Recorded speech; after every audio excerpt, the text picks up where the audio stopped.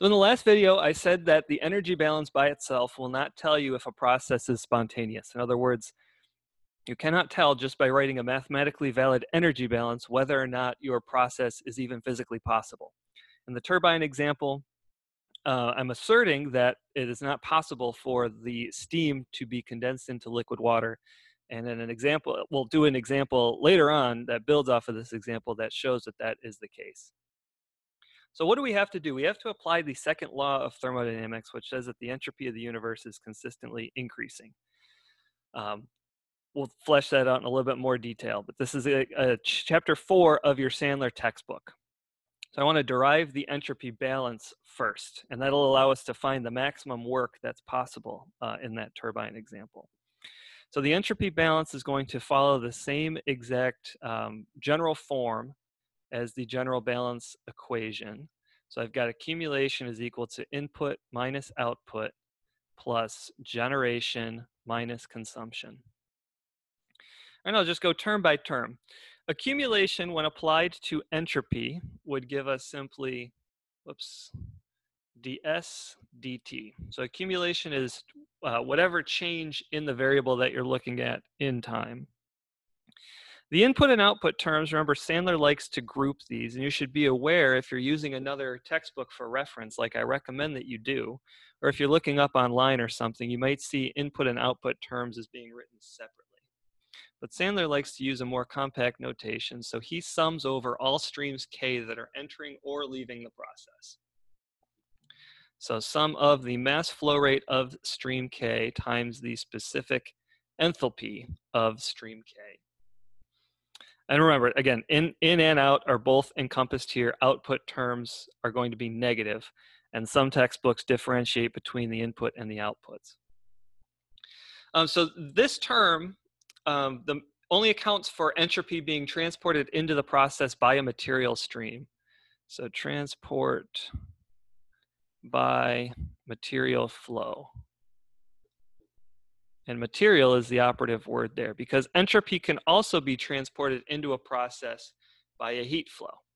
So the expression for that is Q dot over T. So this is entropy transported by heat flow. I won't get into the derivation of that, but that can be shown with the definition of entropy. And then the generation and consumption term is also going to be lumped here into S dot gen. So S dot gen is a little bit of a hand-wavy term. There really isn't a theoretical process by which you can calculate this. Actually, S dot gen will be the term that you have to calculate most often. So, or it could be 0. So we'll say this. In other words, there is no other way to plug in and calculate what S dot gen is. But if you know that your process is reversible, you can say that S dot gen is 0. This is for a reversible process. And I'll also note that this is the absolute minimum value of S dot gen is 0.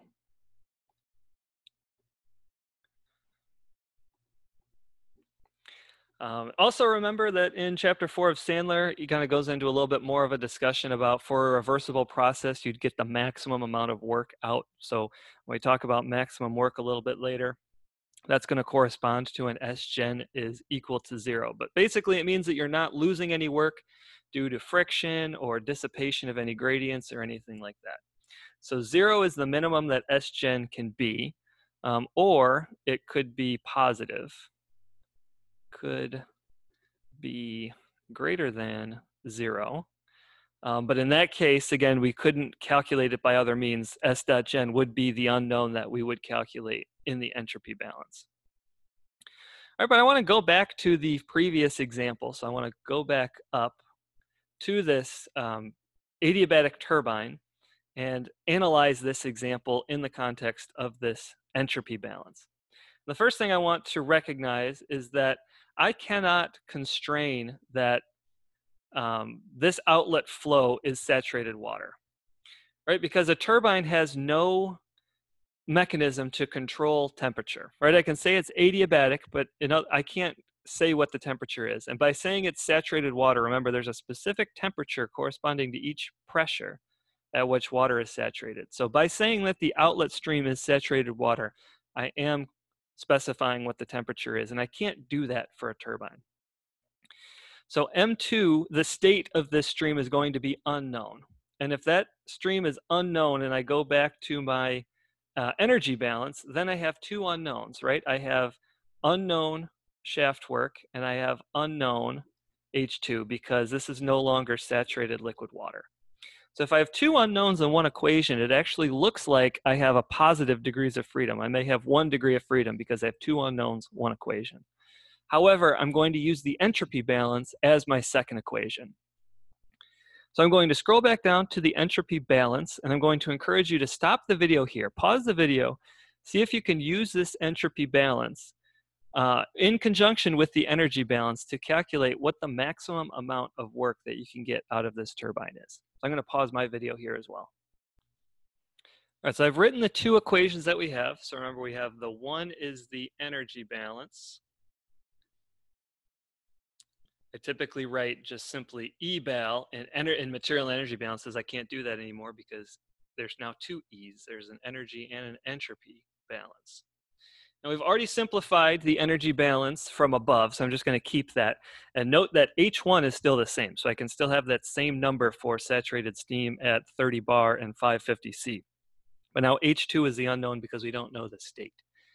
Now I have to cancel terms in the entropy balance. Now it's still a steady state turbine, so ds dt is 0. It's still an adiabatic turbine, so Q is equal to 0. That term can go away. And Sgen, I have to decide what Sgen is. Remember, it can be either 0 or greater than 0. And if it's greater than 0, I don't have a way to calculate it other than with this entropy balance. So I'm going to go ahead and say that Sgen is going to be equal to 0. And that is because I said that the goal here is to find the maximum work.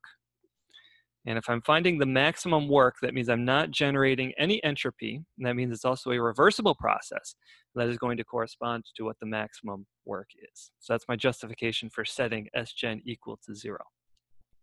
So I've got sum of m dot k times specific enthalpy of stream k. So I've got 0 is equal to m1 S1 minus M2 S hat 2. And M1 and M2 are equal, so I could factor that out and divide through, and because I've got 0 on the other side, that cancels out. I'm left with simply S hat 1 is equal to S hat 2.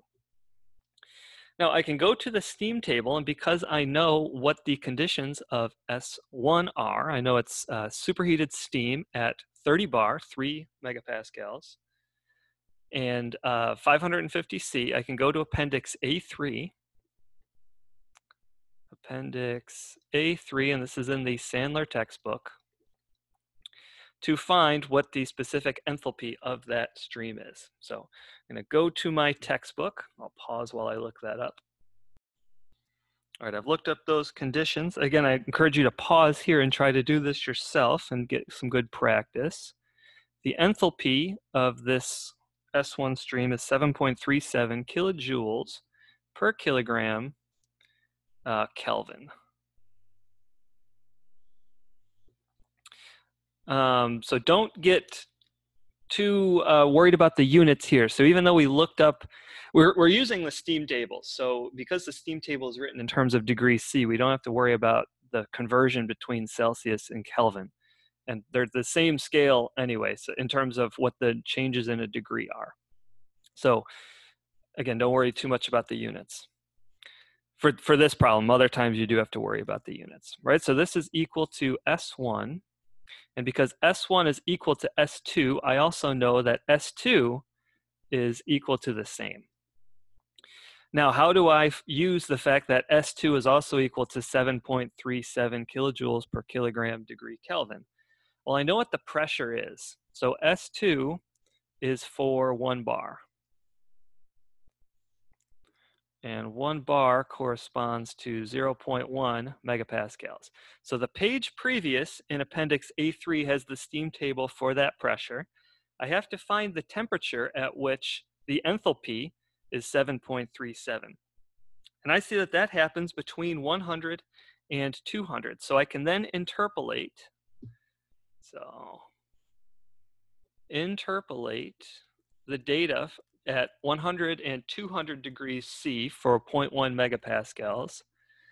And that will give you what T2 is. To find that T2, and you could use the interpolation calculator that I showed you how to use in Excel a couple of videos ago, or you could use your calculator. Either one is fine. I get 103.1 degrees C. All right, now how does that help us? Now the entropy balance has been satisfied. I now know what T2 is. So I use the entropy balance. This is important enough that I want to write it. Entropy balance is used to find T2. In other words, remember, I said at the beginning, I can't, as the engineer, specify what T2 is. I can't force something to happen naturally that nature will just do. And the way that nature does it is it satisfies the entropy balance. That's not really a correct way to say it because nature just does what it does, and the entropy balance is just the human's way to model what happens so we can figure out or predict what is going to happen. But that's how I think of it. Entropy balance is just an equation that I use to find T2. It's an extra puzzle piece that I can use to solve this puzzle. Now with T2 solved, with T2 is equal to 103.1 degrees Celsius, I can use that same steam table to find what the enthalpy is, what H2 is. So now I have to interpolate the other way. So now I know what H is, or what T is, but I don't know what H is. And I'll do the same thing to find that H2, and this is for 103.1 degrees C and 0.1 megapascals, which is again 1 bar, is equal to 2682.3 kilojoules per kilogram. Again, I interpolated that value, and I could plug that back into my energy balance up here for H2. So it is 2682.3 minus 3569.4. And this will give me that Ws over m dot is equal to minus 887.4 kilojoules per kilogram. Now notice that this final answer, this is the final answer by the way, corresponding to the maximum work possible in this turbine. Work possible in this turbine. This answer is considerably less than the answer that we got before with just the energy balance. I can get 3 times as much work, more than 3 times as much work, almost 4 times as much work by making an assumption that doesn't make any sense.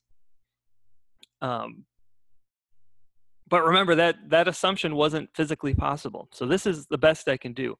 And actually, this is the theoretical best I can do, remember, by the entropy balance. If I have losses due to friction or some other type of dissipation and my S.gen is positive, I'm actually going to get less work out of this. And this kind of gets into the efficiency and stuff that is discussed in chapter 5 of engines and cycles. Not particularly crucial for this course, but just that idea that this represents the maximum. So it doesn't make any sense to specify anything that is better than the maximum. So that's all for this video, and also that's it for today's class. In Friday's class, we'll talk a little bit more about entropy and entropy balances and get into more of thermodynamic variable manipulation.